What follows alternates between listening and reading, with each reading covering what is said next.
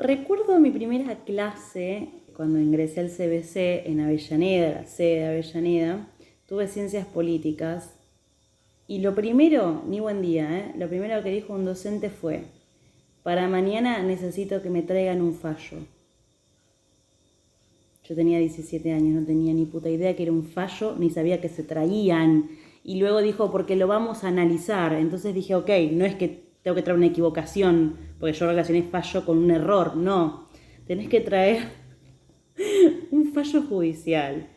Y hubiera dado mi vida por entrar a YouTube y ver un video de una piba que haya estado ya avanzada en la carrera y que me diga, mira hermana, un fallo es esto, se busca de esta manera y se lee y se interpreta de esta forma. Como yo no lo tuve en ese momento, voy a oficiar de hermana mayor y voy a traerles a ustedes qué carajo es un fallo, cómo se lee, cómo se interpreta, cómo se busca, qué es lo importante.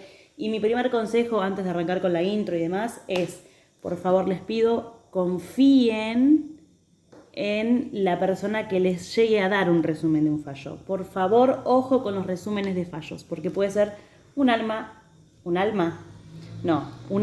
de doble filo. Ahora sí, va la intro. Ahora sí, entonces vamos con el análisis del fallo. Me hice un punteo más o menos para no olvidarme de nada, pero seguramente este video lleve más de una parte porque en el mundo del derecho y más en el análisis de jurisprudencia, vamos a volver a aclarar. Cuando hablamos de un fallo, hablamos de una jurisprudencia, hablamos de un precedente. Hubo un caso que se resolvió de una manera y esto enriquece al derecho.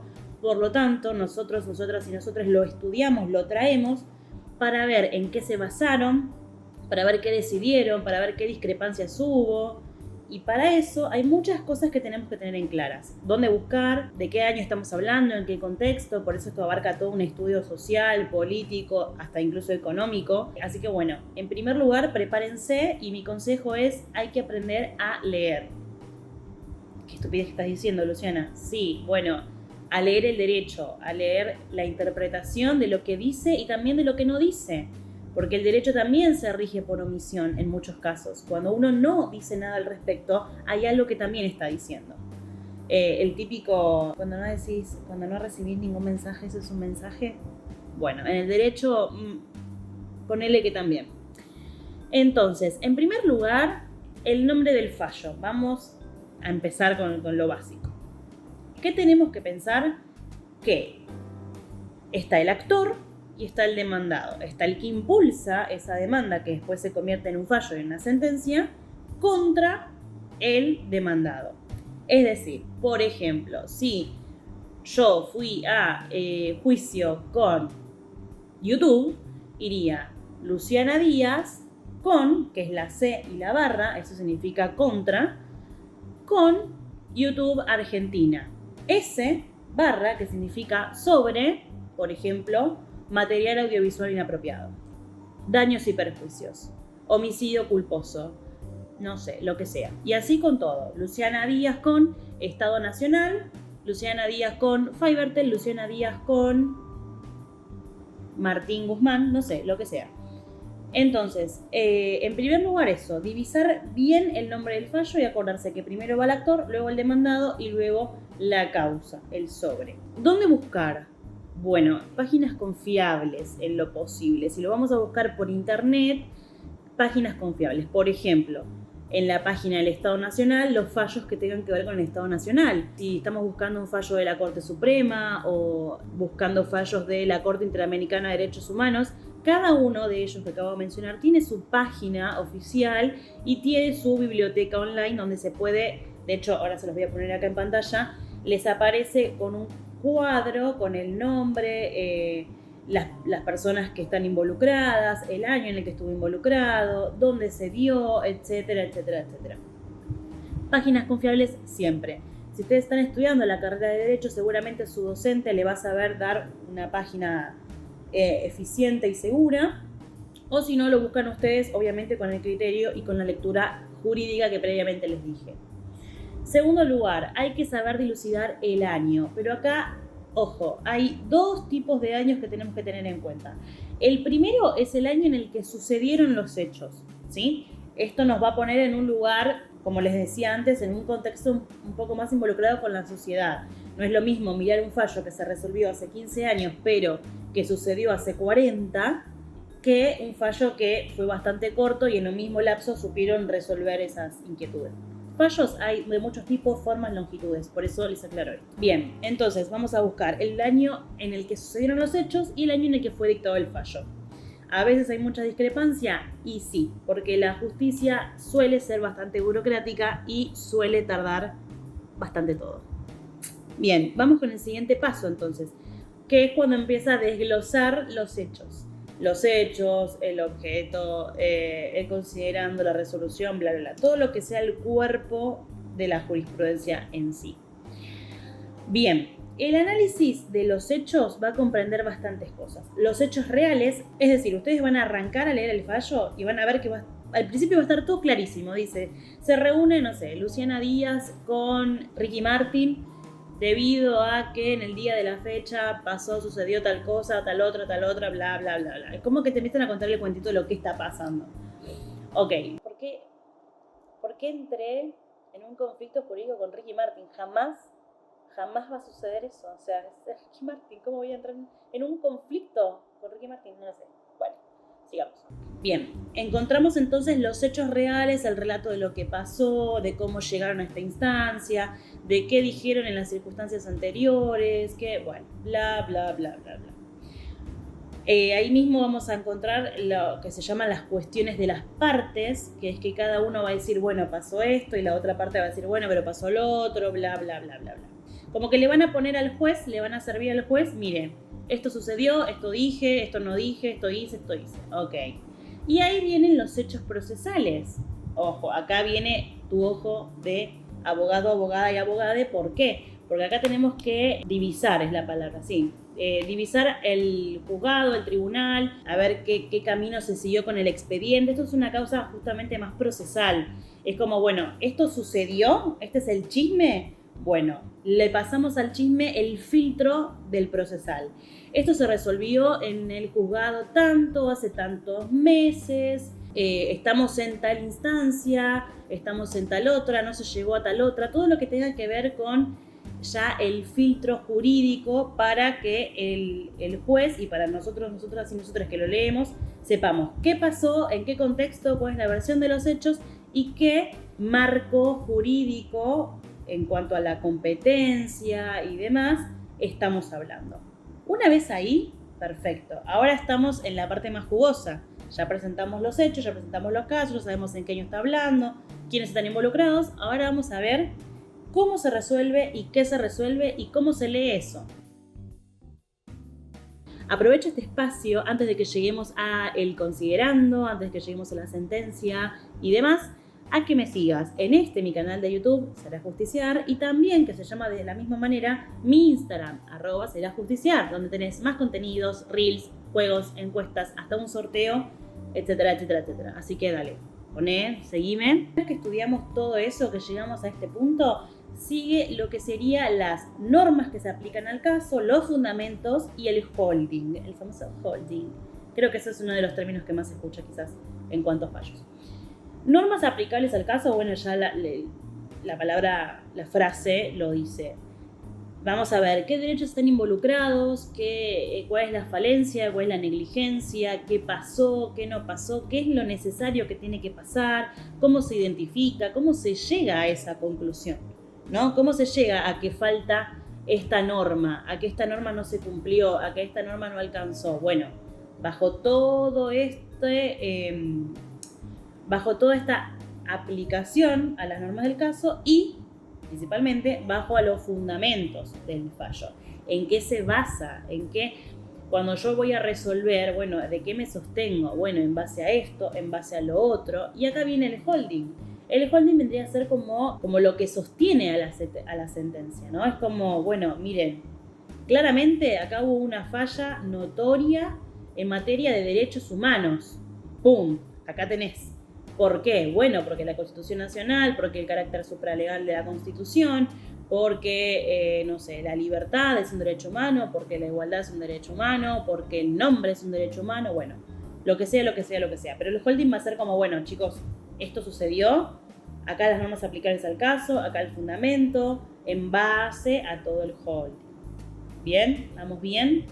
Puede que sea un poco tedioso, pero una vez que se va leyendo, se lee claro, se entiende, y a veces uno ya lo lee como si fuera un cuentito. Ese momento llega, les aseguro que llega. Yo no tenía ni la más mínima idea de cómo se leía un fallo, y fallo de 60 páginas, de 190 páginas, no entiendo ni mierda. ¿Por qué? Porque a veces el fallo empieza a ser como muy repetitivo, y eso es gracias a los fundamentos del fallo, porque imagínate que un juez va a decidir sobre los derechos del otro y va a dar una sentencia que va a ser cosa juzgada.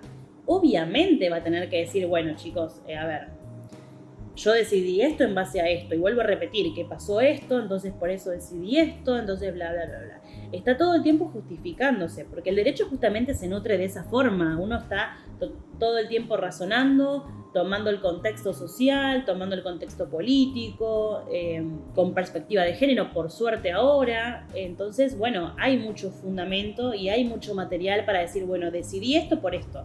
Cuanto más largo sea el fallo, cuanto más argumentos tenga, obviamente va a ser muchísimo más rico ese fallo, va a ser mucho más interesante porque te va a dar una apertura de temas, una apertura de justificaciones que después a vos, abogado, abogada o abogade, te va a servir, claramente, ¿no? Vas a tomarlo de ahí porque qué mejor que te lo diga un juez en un fallo, un montón de precedentes para que vos digas, listo, acá tengo mi argumento. Llegamos a la última parte, entonces, que sería la decisión del juzgado, la decisión del tribunal.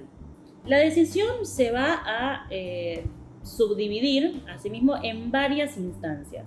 Tenemos la instancia, por ejemplo, de los votos, ¿sí? Tenemos voto de la mayoría. Te voy a dejar acá lo que significa, ¿no? El voto de integración o voto de razonamiento. Después tenemos las disidencias. Esto es porque obviamente no es algo que vos me lo traes, yo lo leo, visto o confirmo y chao, sino que es algo en el que se debate, se llega a una disidencia o no, y se explica por qué se llega a una disidencia. Recordemos todo el tiempo, estamos trabajando con derechos de personas. Entonces, si tenemos una disidencia o si tenemos un razonamiento conjunto, obviamente que hay que justificarlo y dar todo un porqué, porque eso nos va a dar, primero, obviamente, la fuerza al fallo, a la sentencia, y también para que de ese precedente luego se puedan dar otros, porque lo que hace 40 años, sin ningún tipo de internet, se resolvió de una manera, apoyándonos en eso, podemos hoy resolverla de otra. Llegamos entonces a mi parte preferida, que es el considerando, lo que sería, va pegadito a la sentencia, va pegadito al final. El considerando es un punteo que van haciendo, literalmente es considerando que Luciana Díaz en tal día se presentó a tal fecha, bla, bla, bla, bla, bla, considerando que la contraparte no manifestó ningún tipo de bla, bla, bla, bla, bla, resuelve. Y ahí dice que se dictamine tal cosa, que se pague tal otra, que bla, bla, bla, bla, bla. Tantos años de prisión, lo que sea. Ahí va el considerando y se resuelve. Son como, bueno, en conclusión, vamos con esto para esto. Por eso es que usualmente se lee, por lo general, hechos, considerando y él se resuelve, ya está, fin, ahí tenemos la sentencia. Pero ¿qué pasa? Cuando ya estás en una instancia para justificar y demás, bueno, pasa. Pero cuando uno recién se topa con un fallo y lo tiene que entender y lo tiene que interpretar, tiene que leerlo todo, porque si no vos vas al considerando que dice sí, porque lo dicho en la página tanto, y, bueno, ¿qué dijo en la página tanto? Bueno, vamos ahí. Entonces, el considerando, como les digo, va a ser un punteo muy conciso.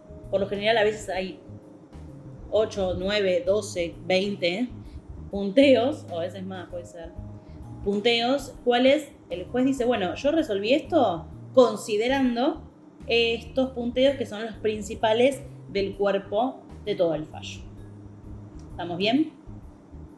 Por último, el se resuelve suele ser lo más clarito. Suele ser como, bueno, listo, acá está, se resolvió de esta forma.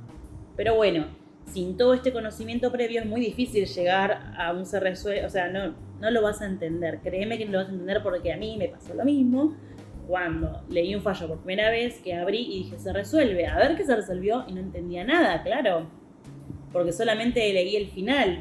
Entonces lo importante es saber leer, saber interpretar, saber entender qué es lo que dice y qué es lo que no dice, y prestar muchísima atención a los años. No podemos juzgar un fallo de hace 45 años de la misma manera que juzgamos uno ahora. Entonces, tengamos criterio para saber interpretar el derecho basado en la dinámica de ese momento, porque el derecho no es más ni menos que la dinámica de ese momento. Por eso hoy el derecho es tan distinto a hace unos tan pocos años. Entonces, por último, te voy a enseñar como una chapa, porque esto también es muy difícil y yo lo aprendí hace muy poco, ¿eh? De hecho, hasta creo que me puedo equivocar, pero voy a dejarles acá la forma de citar un fallo, porque los fallos se citan como un libro, como un diario, como una revista. No es difícil citar fallos, yo les voy a dejar acá cómo los cito yo, creo que es según las normas APA, me parece que sí, y sí, tiene que ser.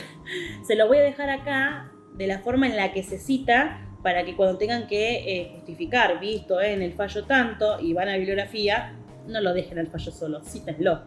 Así que les voy a dejar acá, otra vez, el orden en el que se cita un fallo. Y ahora sí, listo, estás listo, lista y liste para empezar a leer un fallo. No vas a entender nada probablemente, cuanto más lo leas, más vas a entender. Cualquier cosa tenés que preguntarle a tu docente, tenés que consultar bibliografía seria, autorizada, coherente, razonable. Ojo con los resúmenes, ojo, experiencia, ojo. Y cualquier duda que tengas me puedes escribir a mi Instagram, o acá mismo en YouTube, o incluso si querés te dejo mi email para que también lo escribas. Espero que te sirva, espero que te guste y voy a hacer una parte 2. Vamos a hacer una parte 2, una parte práctica, donde vamos juntos, juntas y juntes a analizar un fallo, no le tengo miedo. Ustedes me dicen qué fallos quieren, de una, lo hacemos. Mi nombre es Luciana Díaz, esta será Justicia Argentina y espero que te haya servido.